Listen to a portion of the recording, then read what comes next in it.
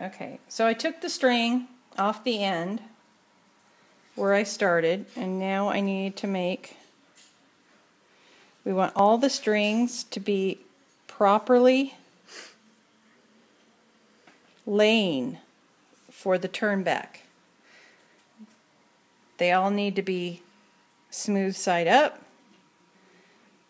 and where they would be if you were about to continue on braiding.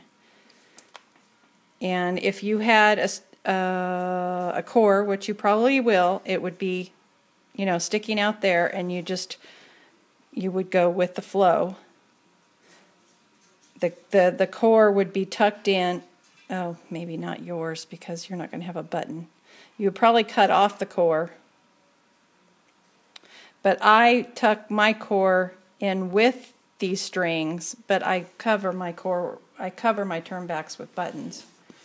So anyway, your core would be cut off after you finished, but you're just going to turn these back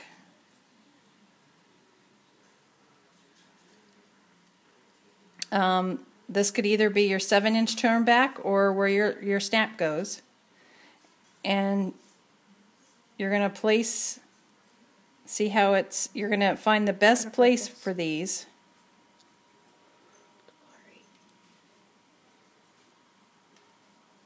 And as you can see, this one wants to go. We'll put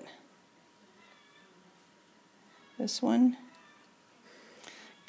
Sorry, I don't teach people that often, so. Chickens are going off.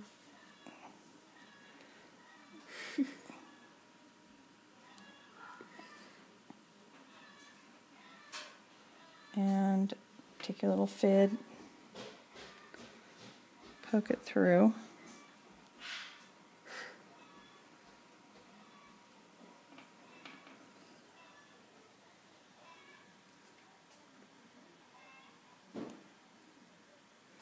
Now this is just going along with the plating, and then you turn it over on the other side.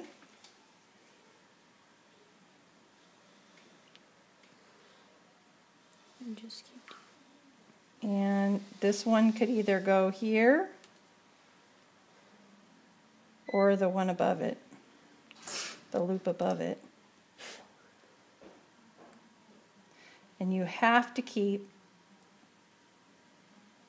all your strings right side up, smooth side up. Don't get your strings twisted at all. Okay, so you got it started. And now you're going to do this at least 3 times. And see how this one, you're just going to follow the plating. See how this, they just kind of follow with what you did. And so I'm going to tuck it in here.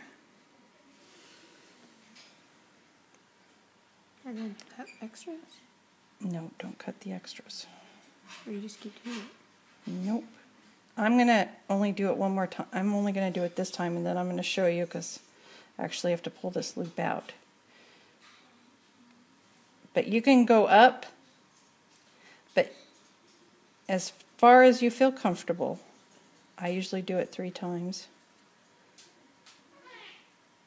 But since you are not going to put a button,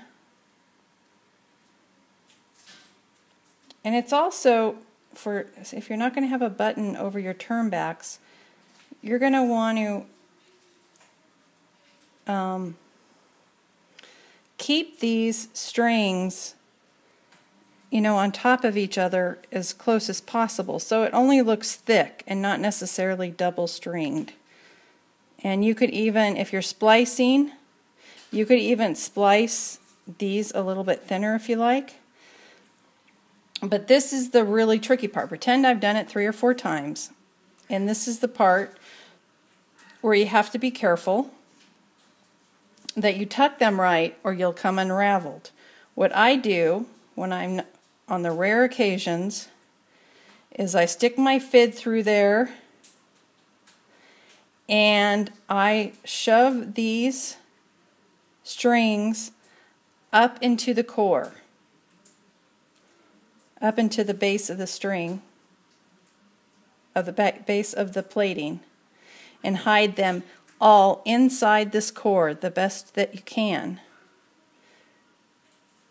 And it's not a technique I've actually perfected, but over and under one will never hold, and you want to stay away from glue as much as you can.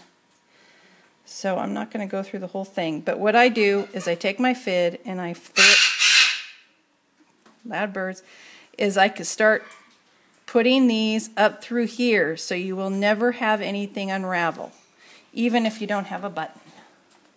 Okay. And that's how you drop a piece of leather.